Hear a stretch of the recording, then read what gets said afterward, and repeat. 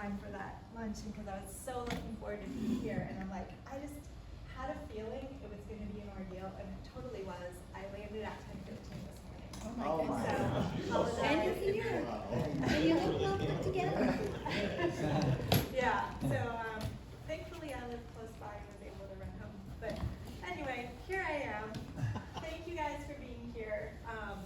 I hope to just share a little bit of the story, let you in on some of the adventures that I've had, share some of these kiddos' stories, and kind of just make you aware of this ability to be a respite care foster worker, because it's not something I knew was an option. And so when I found out about it, it fit my lifestyle perfectly. So just kind of want to plant a seed out there in case you are interested or you know someone who is, and tell you some ways that you can support those of us who are doing this. So just so you guys know, this is not a job for me. I have a job. Like sometimes people think, oh, you're a foster parent, like that's what I do. No, that is something that is added on at the last minute, sporadically, without hardly any notice at all. So I do have the very ideal setup in my life because of my job. Because I work from home, half in my pajamas, and I also work with people that are mostly on the West Coast, which means my mornings are pretty slow, and I usually don't have any meetings till 11 or after. And so that means that if I have the caseworker coming to get the kids in the morning, it's great. I can get the kids breakfast and help them before they need to get picked up. So it's honestly the perfect job to do this because I am single. Obviously, if you were married and you had somebody to help you, you could do it. But for whatever reason, I just have the perfect setup. And I am involved in a lot of other things besides foster care. And so when I have things going on, I do have the ability to say no, and we'll talk more about that. But it's not like I have to take a kid when they call. I have that choice. So again, it's emergency or respite care. Respite is when you're giving the long-term foster care parents a break.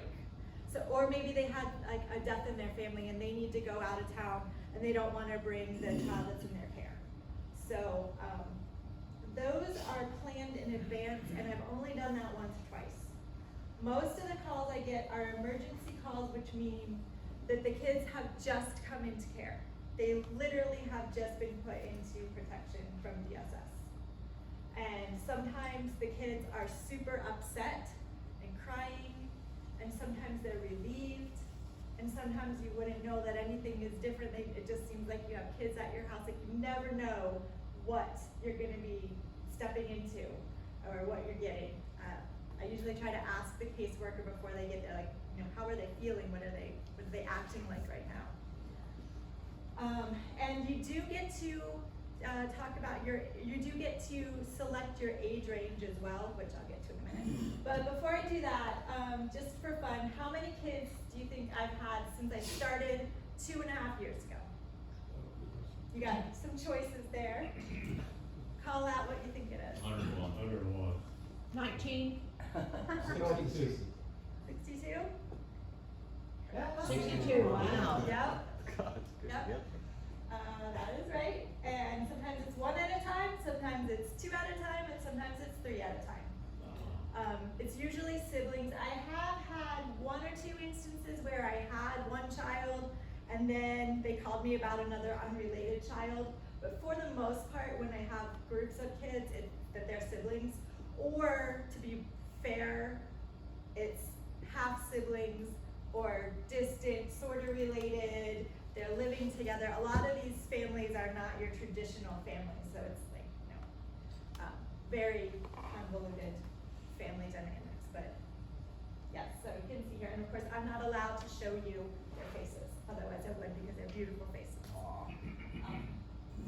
So when they come to my house, one of the things I like to do is feed them ice cream, and I have a lot of ice cream. If you guys come to my house, so ice cream as well.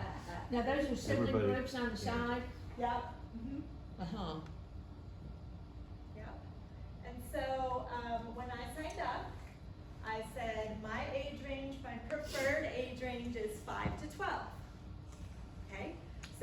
DSS started calling me. And let's just say that's my preferred age range. What do you think the average age of those 62 kids is on my Excel spreadsheet that I keep very detailed records with their age and everything?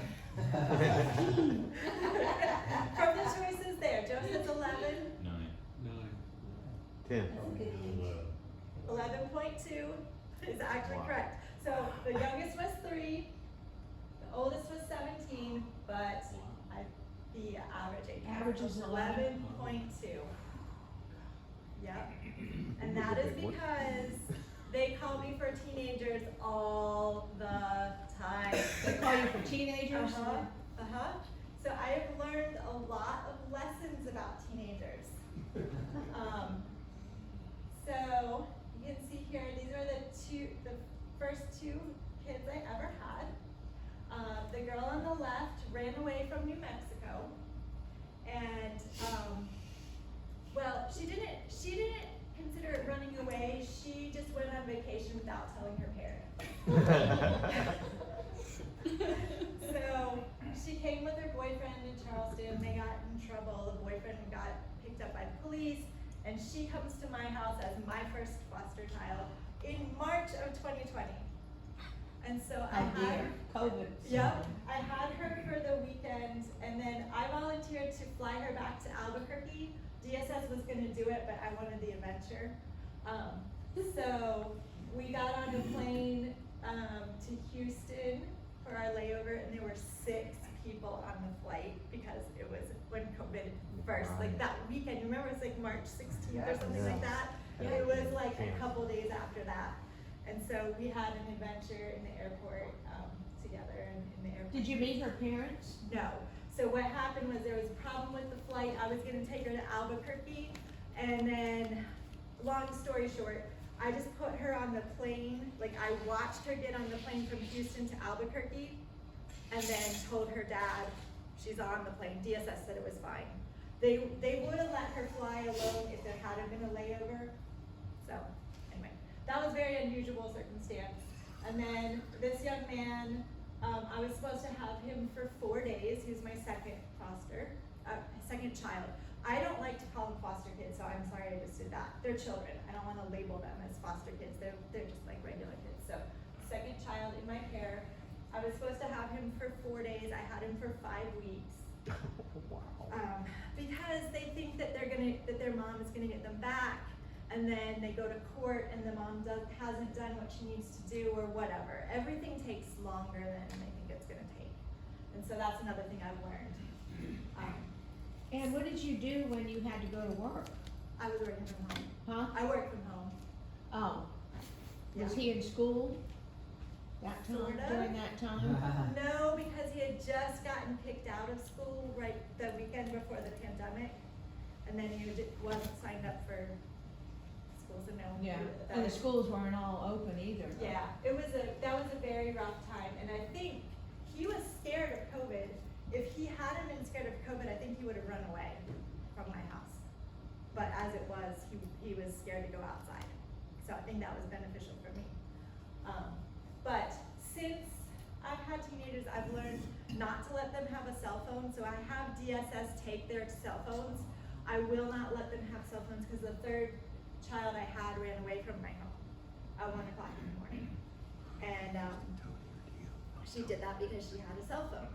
And I knew she was gonna do that because she had been in her pajamas at midnight, and at 1 o'clock she was dressed. And I'm like, something's going on, she's gonna run. So, You said he ran away? she ran away, At yeah, one- at 1 o'clock in the morning. She had someone pick her up? Mhm. And I think she met up with somebody, and police found her right away and brought her right back to my house. So then I was like, please, just go to bed, you're just here till the morning, just go to sleep, you know? So she did. I did not sleep very well that night, I can imagine. So after that, yeah, there were some experiences with teenagers. The other thing is, I don't think it's a good idea for me as a single woman to have male teenagers. So I stopped taking them. You stopped taking Stop taking boys, male teenagers. male. I mean, if they're 13 or something, I probably will, but not 15, 16. It's Well, not a good 13, idea. you can also be 6'2". Yeah, girls too. I mean, Big. like, I had a sixth grader this weekend that was bigger than I was used to. I think you met her the other day at church. Yeah. So, teenagers. All right, moving on. Okay, so the daily stipend for foster care. We know this is not my job, but is there a stipend? And if so, what is it per day? 17. 40. Probably 17. Yeah. It was 17 when I first started, now it's up to 25. Yeah. You're supposed to feed them on that, right? Mhm. Yep. So, Crackers and milk. yeah, so you can see, I mean, in a way it's good because people are not going into this to make money. That's what I think they wanna avoid, but, yeah, that's not gonna, if I had the child and he or she were in school, like back in long term, and they were, doing a lot of stuff, that would not cover the costs, probably. Is it per child? Yes. Per child, per day. Yeah. And you get that paid once a month, and you don't have to report it on taxes or anything, it's like, like a reimbursement. Yeah. So no one's getting rich quick in U.S. foster care. Correct. Wow. In case you thought it was, that was the reason it is not. So, yeah, these are the rates here. It oddly depends on how old they are. So, and you can stay in foster care until you're 21, by the way. There's actually benefits of staying in You can foster what? care. What was that? You can stay in foster care until the age of 21. Oh. So, and if you stay in foster care, you get a lot of benefits like help with car and college and all kinds of stuff. So it really is beneficial for them to stay. So that includes food, clothing, and diapers, like for 5 weeks, you had that teenager, but if you had a baby, that would be diapers and food and formula Everything, yep, for a baby. yep. Now, when they first come into care, I think it's the 4th day, they do get $100 to spend on clothes, which doesn't go far, but it can help. And, help me with time, please, how many minutes? Okay. Alright, so I'm just gonna, show you a couple of the kids now, we're gonna just kind of transition into some stories of some kids that have made an impression on me, tell you a little bit about them. So this one, his name was Christopher, and he was so proud that he was the Christ bearer. That was what his name meant. I think this kid was my favorite one out of all the 62. He was 13. I took him to Walmart, and he picked out those sleeves and the hat and his outfit, and he had never been able to pick out clothes before. Like, he'd never had someone take him to get clothes at the store before. So he was thrilled with that. And that was in August of 2020 when I was trying my best. I was doing an experiment to make myself become a dog person, become a cat person. So I had signed up to babysit this dog for a month. And by the way, the experiment failed. But Christopher loved the dog, and he helped me give Maggie a bath. And he was so proud that he could show me something and help me, and he was just the sweetest kid. He had an amazing voice, and I only had him for 2 nights. But 2 nights? Yeah, 2 nights. But I took him to school and brought him home from school during those 2 days, and he knew the words to every country song, which surprised me. And he was amazing. And I don't know, I just love that kid. He was awesome. So he's one of my favorites. I wish you could see how cute he is. He's a handsome kid. And Yeah. are you ever told later how they're doing or what's going on with them? A few. A few? Uh-huh. Some of the ones that I've had for longer, Yeah. yeah. But for the most part, no. So, I speak Spanish, not fluently, but I can survive. Like I majored in Spanish, and I lived in Madrid for a year and stuff like that. So, when the Spanish-speaking kids who don't also speak English, when they come into care, I usually have them longer than the other kids. because it takes longer for DSS to find a home for them. So this little boy, Jerry here, I had him at least a week, I'm not sure, I don't remember, but I had him and like, he was 12 and I was on a Zoom call for work and the house was eerily quiet. And I knew he was up to something. And the minute I got off the Zoom call, I went and found him. And he had taken an earring off of my dresser and pierced his own ear while I was He had what? He had pierced what? his own ear. He pierced his ears? Wow. Yeah. At your house? Yes. What did he use? My earring. Oh. He just He pierced pierced it himself. with the earring. Yeah. That's good. Was it a mess? I thought it was going to be, and I do not do blood well. And I was like, oh my gosh. And he said that his cousin had pierced it for him one other time, and so the hole was like there but kind of closed up. And so he was able to find that hole, and it wasn't as bloody that way. So I texted the caseworker, and I was like, Jerry pierced his own ear, and she's like, is he okay? I think so. Okay.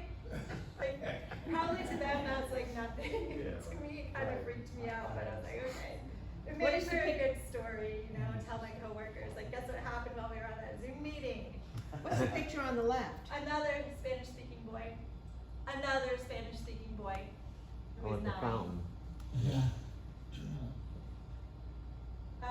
This child I called Boomerang Boy because I got him 4 times.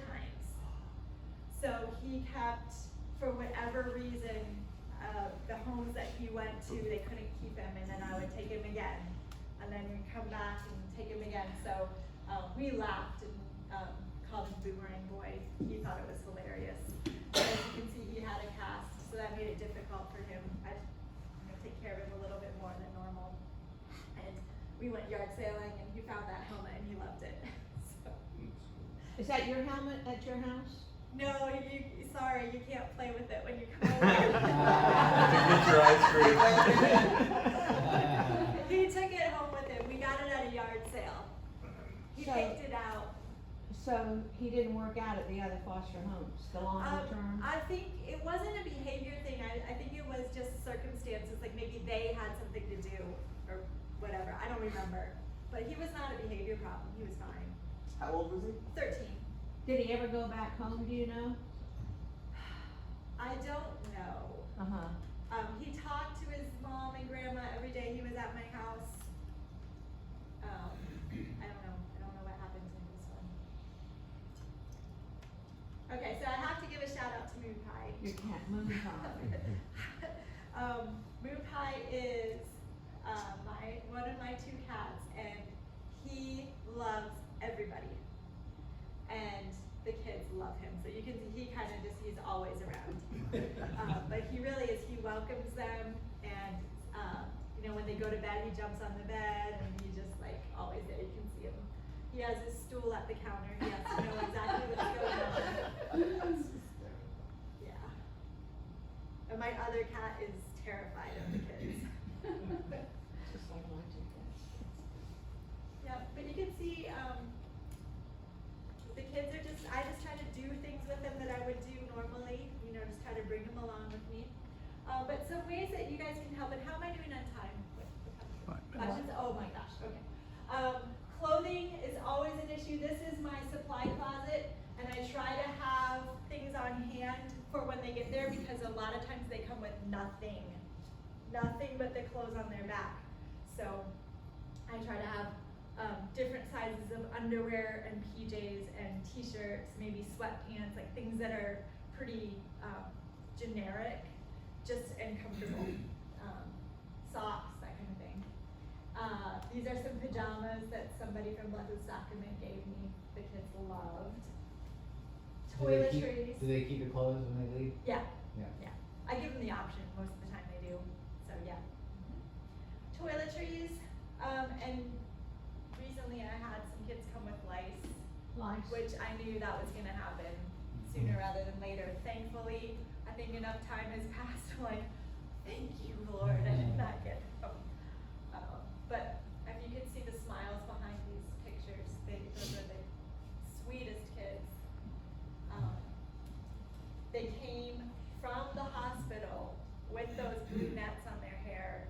and they told me to wash the stuff out the next morning. So the kids had to sleep in that. And when I took the little girl's thing off the next morning, her hair was down to here. And I told the kids, we're gonna cut that. I don't know how she's gonna get rid of lice with hair that long, but And yeah. are you given the context, are you told the context from where they're coming from? Yeah. Yeah, I the mean, that's, I basics. mean, that was my internship with foster parents, and that was their big complaint, that they weren't told enough ahead of time. They did tell me they had lice. Yeah, But well, that's I what mean, you're asking, yeah. but Yeah. anything else so that you would understand their emotional condition? I asked about that. They said they were fine, and they were happy as larks. They were happy to come. Yeah. They were glad to get away. They were relieved. A lot of these kids sleep so well because they've been sleeping in a car or a motel or something. Some of them. I don't want you to think that all of them are poor, because that's not true either. I mean, I've had some kids that from like Park West that they come into my house and they're like, you know, seriously. Is But that- for the most part, I think they're, you know, struggling financially, but not all of them. Are those often substance abuse issues with the parents? Some. Mhm. Uh-huh. Mhm. Yep. Not always, but Yeah. often. So toiletries is a way to help just collect the little toothpaste, toothbrush, that kind of thing. Gift cards and memberships. I had somebody give me a gift card to the movies. That was very thoughtful. I have a yearly membership to the aquarium for me and a +1. So that's been fun to take the kids to the aquarium. And then this is the biggest one, and I think half the people in the room, raise your hand if you met one of my children in my care. Raise your hand if you've What met now? one of the children. You have, Cheryl, haven't you? At what? You've met one of my kids? No, I Well, don't think. yeah, there've been kids at your house when we had. Yeah, Yeah. uh-huh, that's Victory right. celebration. Yep, exactly. So, just invite and include us, because a lot of times I'll get, friends will call and say, can you do X, Y, or Z on Saturday? And usually I will say, yeah, if I don't have a child that weekend. And the good friends are the ones that say, well, if you do, just bring him or her along. Just bring them. Yes. And that makes all the difference in the world. Because I try to live my life and expose them to things that they might not be exposed to. So if I had plans, like I've taken my kids to Joe and Michelle's before because they've invited me for dinner and a rosary, and well, okay, Fabiana's gonna come along and she's gonna learn what the rosary is. These kids are getting experiences because I don't wanna just sit at home with them. I'm gonna include them in, for the most part. If I had, the only exception to that is I don't take them to Planned Parenthood. Like if I'm gonna pray for 40 days for life or something, that's too much. But for the most part, I'll just include them with whatever I was gonna do. So, friends have invited us to different events, and it's been awesome. Much appreciated. And then of course, the other way to help is to become a foster parent yourself. I know I'm running low on time, so I'm just gonna rush through this here. All The good, lic- all good.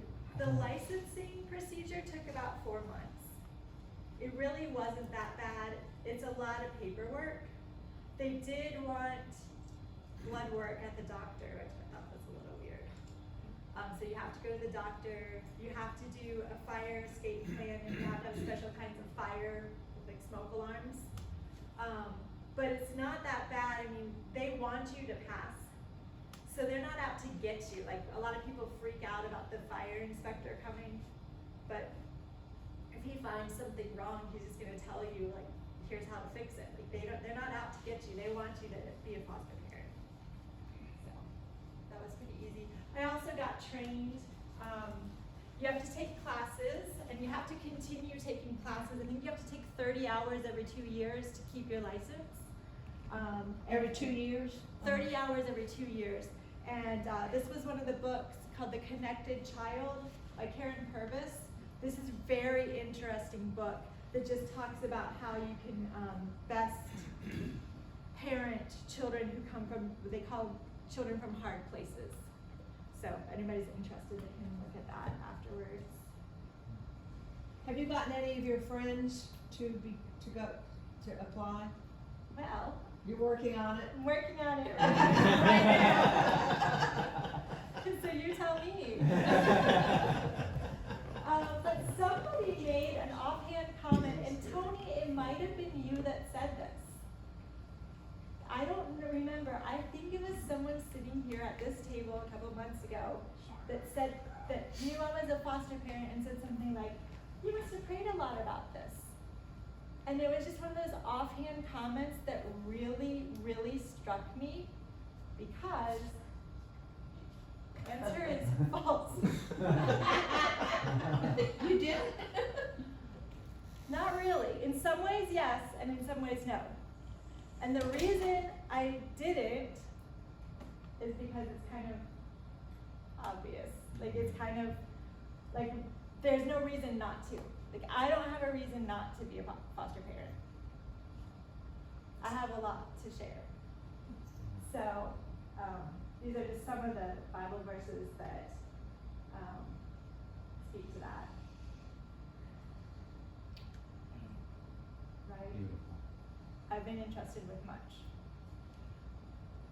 I believe our new bishop's motto is that Matthew 25, whatever you did for the least of these brothers of mine, you did for me. I think that's his motto.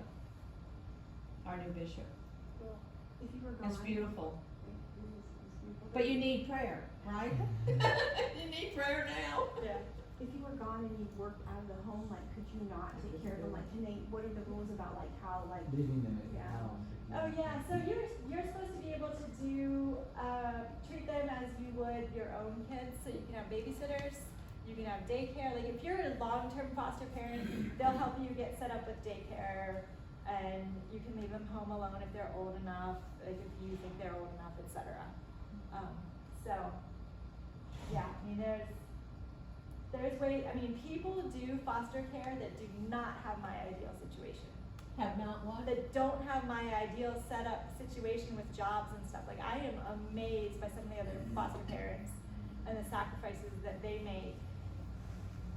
Like for me, it's I don't want to say it's easy. It is a sacrifice, but it's not compared to what they do.